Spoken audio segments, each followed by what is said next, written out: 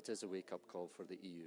This is a joint analysis that we're launching today together with Europol, and in it we describe the market and how it has various impacts on the European society as a whole, the value of the market, and how criminals are exploiting technology, innovation and globalization to market their products very, very effectively and push accessibility to an all-time high.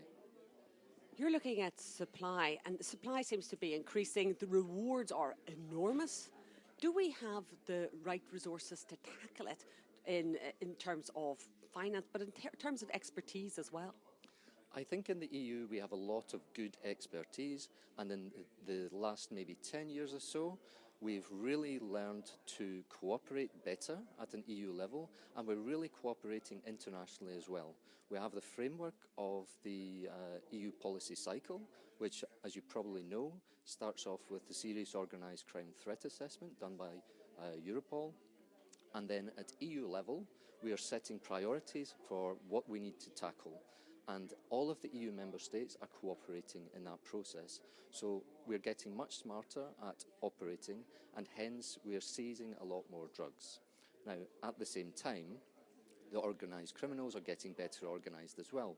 So in terms of the drugs produced around the world, the production is at an all-time high as well. So the result of that is more drugs are being shipped to Europe, but as well as that, drugs are produced in the EU. So cannabis production within the EU, synthetic drug production within the EU is all working very, very well. And this means that EU has a problem in terms of the accessibility of drugs to our citizens, which has the negative effects on the health of the citizens. I appreciate that you take a multifaceted approach to this problem, but if there's one thing that you would say would be top of your list, your to-do list, what would it be? Well, I think we need to look at where the most harms are coming from. And for the most harms, they're associated with the heroin and the synthetic opioids market. So we have the fentanyl drugs, the synthetic opioids. We're seeing quite a reduction in the fentanyl drugs coming into Europe. We think because of the legislation that's been introduced not only within Europe and in America, but also within China. So we're seeing a marked reduction in the new fentanyls coming onto the market. At the same time, we have the existing a cadre of heroin users in a lot of EU countries, and those are the people who are being targeted with those synthetic opioids. These are very, very dangerous because they basically stop you breathing if you overdose. So when we talk about the numbers of drug deaths, overdose deaths in the EU, most of those are associated with synthetic opioids or heroin. European approach on drugs for more than 25 years now is what is called the balanced approach, which means an approach in which we combine investment and responses in the area of health together with the strong responses on law enforcement in order to reduce the harm and to reduce the availability of drugs. Have you seen changes in the situation in Europe?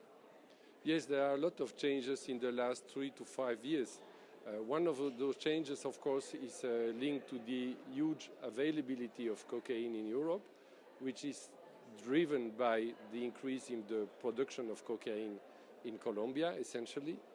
We also see an increase in the availability of synthetic drugs and new psychoactive substances, with the big bulk of those new substances coming from China and to a lesser extent from India.